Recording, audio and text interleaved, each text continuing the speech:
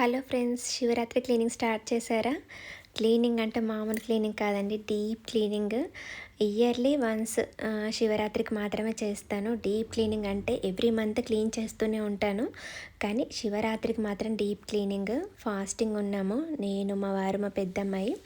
నేనైతే పిల్లలు చిన్నగా ఉన్నప్పుడు ఫాస్టింగ్ పట్టుకున్నా, కానీ మా వారైతే పెళ్ళికి ముందు నుంచి అంట చిన్నప్పటి నుంచి ఫాస్టింగ్, అది కూడా కటిక ఉపవాసం అండి. నోట్లో ఉమ్ము కూడా మింగారు. చాలామంది అలాగే ఉంటారు కదా, కానీ నేను మాత్రం అలా లేను.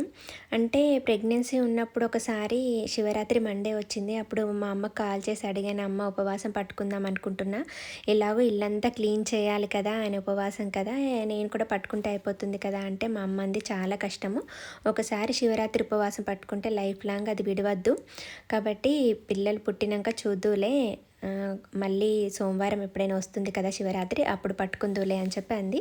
ఇంకా తర్వాత ఒక 5-6 ఇయర్స్కి అనుకుంటా, ఇద్దరు పిల్లలు చిన్నగా ఉన్నారు, అప్పుడు కూడా మండే వచ్చింది. ఇంకా అప్పుడు అమ్మ కాల్ చేసి అడిగిన, అమ్మ సోమవారం వచ్చింది కదా పట్టుకుంటా అని చెప్పి. సరే కానీ కటిక ఉపవాసం అయితే పట్టుకోకు, ఫస్ట్ ఎలా పట్టుకుంటే లైఫ్ లాంగ్ అలాగే ఉండాలి, పిల్లలు చిన్నవాళ్ళు కాబట్టి నువ్వు నీళ్లు తాగడము, పండ్లు తినడము అలా చేసి పట్టుకో, ఫస్ట్ టైం ఎలా ఉపవాసం ఉంటావో ఎవ్రీ ఇయర్ అలాగే కంటిన్యూ చేయాలని చెప్పింది. అందుకే నేనైతే మరీ ఉమ్ము మింగకుండా నీళ్లు తాగకుండా కాదు, కానీ మామూలుగా నీళ్లు మాత్రం తాగుతాను. ఒక్కసారి టీ అయినా కాఫీ అయినా తాగుతాను, అంతే, అలా ఉంటాను. మా వారైతే నీళ్లు తాగారు, ఉమ్ము కూడా మింగారు. మా పెద్దమ్మాయి కూడా 10th క్లాస్లో శివరాత్రి ఉపవాసం పట్టుకుంది. మేము ఎవ్వరం చెప్పలేదు. అప్పటికి ఫాస్టింగ్ ఉంటాను అంటే నేను వద్దన్నాను. ఇప్పటి నుంచే ఎందుకు, ఇది లైఫ్ లాంగ్ ఉండాలి కదా, ఇబ్బంది అవుతుంది అంటే, లేదు నేను పట్టుకుంటా అని చెప్పి 10th క్లాస్ ఉన్నప్పుడు పట్టుకుంది. ఇంకా ఇప్పటికీ అలాగే చేస్తుంది. తను కూడా ఇలాగే వాటర్ తాగకుండా చేస్తుంది. ఉమ్ము మింగకుండా అలా ఏం కాదు, కానీ వాటర్ తాగకుండా చేస్తుంది. ఇంకా మా పిల్లలు చిన్న ఉన్నప్పుడైతే నేను yearly 2-3 times full deep cleaning ఉంటుండే ఇల్లు. ఎప్పుడంటే శివరాత్రికి ఒకసారి, మళ్ళీ మా వారు అయ్యప్ప మాల వేసుకునేవారు, 11 టైమ్స్ వేసుకున్నారు ఆయన.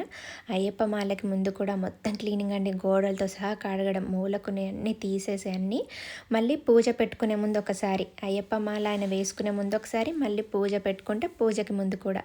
అసలు ఎంత పని ఉండేదో, ఎలా చేసుకునేదాన్నో నాకే అర్థం కావట్లేదు. అప్పుడు చిన్నపిల్లలు, మళ్ళీ అన్నీ ఒక్కదాన్నే చేసుకునేదాన్ని. అత్తమ్మ రావడానికి లేదు, ఊర్లోనే ఉండేది. అత్తమ్మ వాళ్ళ అమ్మ నాన్న ఉండేవాళ్ళు అత్తమ్మకి.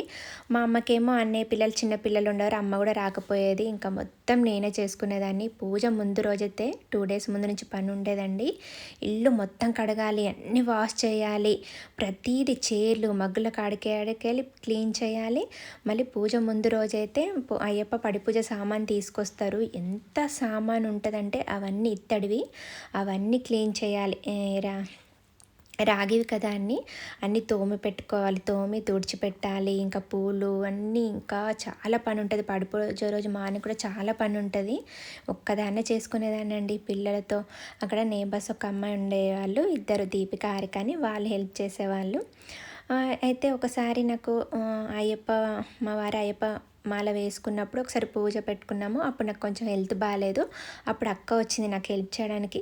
ఇంకా పని అంతా చేస్తూ అక్క అంది, ఇంత పని ఎలా చేసుకుంటావే, ప్రతిసారి నువ్వు ఒక్కదానివే చేసుకుంటావు అసలు అంటే, ఇంకా తప్పనప్పుడు ఏం చేస్తాము, తప్పించుకొని తిరగలేం కదా, అలవాటు చేసుకోవాలి కదా అని అన్నాను. అక్క నిజంగా గ్రేటే అమ్మ, ఇంత పని ఎలా చేసుకుంటావు అసలు అని అనేది.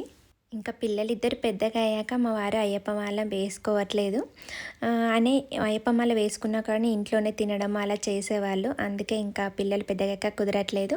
ఇది 7 horses గుర్రాలది నేను లాంగ్ వీడియోలో ఫోటో తీసుకున్నానండి. ఎక్కడ పెట్టాలో తెలియట్లేదు అని కామెంట్ చేసి ఒక సిస్టర్ వెంటనే కామెంట్ చేసింది. అంటే 7 horsesవి చాలా రకాలు ఉంటాయంట. అందులో మట్టిలో పరిగెత్తేవి గుర్రాలంట, ఇవి సౌత్ సైడ్ పెట్టాలంట. వాటర్లో పరిగెత్తే హార్సెస్ని నార్త్ సైడ్ పెట్టాలంట. నాకైతే ఈ విషయమే తెలియదండి. నార్మల్గా 7 horses ఫోటో ఇంట్లో ఉంటే బాగుంటుందని చెప్పి తీసుకున్నాను, కానీ వాస్తు ప్రకారం పెట్టాలని, సౌత్ నార్త్ అని చెప్పి ఏది తెలీదు. మళ్ళీ ఇందులో ఇన్ని రకాలు ఉంటాయని కూడా అస్సలు తెలియదు. నిజంగా ఆ సిస్టర్కి థ్యాంక్ యూ సో మచ్. తను చెప్పిన ప్రకారం సౌత్ సైడ్ పెడదామని డిసైడ్ అయ్యాను. పెడతాను, పెట్టాక చూపిస్తాను. ఇంకొకటి ఆ ఫోటో మా వారి ఫ్రెండ్స్ ఇచ్చారు. ఇంకా క్లీనింగ్ స్టార్ట్ అయిందండి బాబు ఈసారి శివరాత్రికి. అన్నీ వాష్ చేయడము, బకెట్లు, మగ్గులు అన్నీ కడిగేసా. దేవుడి రూము ఇంకా ఈరోజు దేవుడు మొత్తం పైనుంచి మై వైట్ టైల్స్ కదా, పైనుంచి కింది వరకు తుడిచి కింద మొత్తం డీప్ క్లీనింగ్ చేసేసరికి నాకు 2 to 3 అవర్స్ పట్టింది. మొత్తం దేవుడు రూమ్ క్లీన్ చేసి దేవులను కడిగి ఫోటోలు తుడిచి అంతా చేసేసరికి 3 అవర్స్ పట్టింది.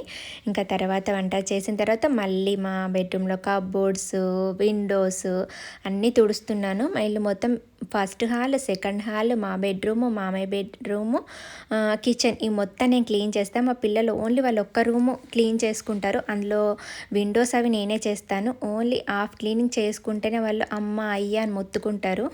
నేనైతే ఇది మొత్తం చేసేస్తాను 2-3 డేస్లో. ఇంకా నాకు వెనస్డే నేను హాఫ్ క్లీన్ చేశాను, ఇంకా థర్స్డే చేశాను. ఇంకా ఫ్రైడే రోజు మా మామయ్య బెడ్రూము, మా కిచెన్ ఇవి రెండే మిగిలి ఉన్నాయి. ఇంకా సాటర్డేనేమో ఇంకా బెడ్షీట్స్ అవి వాష్ చేసేటివి ఉన్నాయి. ఇంకా సండేనే శివరాత్రి కదా, ఇంకా అంతా క్లీనింగ్ నడుస్తుంది. టీవీ దగ్గర కింద స్టాండ్ అవన్నీ ఎంత దుమ్ము పడతాయో అప్పుడప్పుడు క్లీన్ చేస్తూనే ఉంటానండి నేను. ఇప్పుడే పండుగలకే క్లీన్ చేయాలని ఏం లేదు, ఎప్పుడైనా ఖాళీగా ఉన్నప్పుడు పని తక్కువ ఉన్నప్పుడు క్లీన్ చేస్తూనే ఉంటాను. అయినా కూడా మా ఇల్లు లోపలికే ఉన్నా కూడా ఇంకా డస్ట్ చాలా పడుతూనే ఉంటుంది. రోజు ఆ టీవీ దగ్గర అక్కడ ఫ్రిడ్జ్ దగ్గర ఎక్కడ రోజు క్లీన్ చేస్తూనే ఉంటాను. అయినా కూడా దుమ్ము ఉంటూనే ఉంటుంది. ఈ లోపల అవన్నీ తీసి క్లీన్ చేశాను, కబోర్డ్లో అది. ఇంకా ఫ్రిడ్జ్ క్లీన్ చేయాలండి. నెక్స్ట్ నేను ఈ లిక్విడ్ హోమ్ మేడ్ లిక్విడ్ అండి నేనే రెడీ చేసుకున్నాను.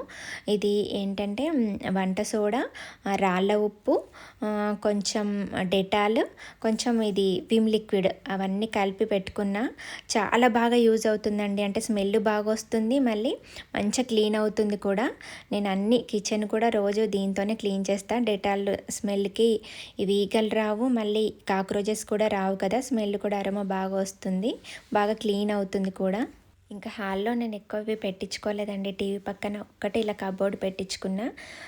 ఇంకా దానికే నాకు చాలా ఎక్కువ పని అనిపిస్తుంది. ఇల్లు పెద్దగా ఉంటే పని కూడా ఎక్కువే కదండి. పెద్దగా ఉందని సంతోషపడాలో, ఈ పని ఎక్కువ ఎందుకు బాధపడాలో అర్థమే కాదు. ఇది విండో కర్టెన్ అండి. నేను హోమ్ టూర్ చేసినప్పుడు ఇది చెప్పడం మర్చిపోయాను.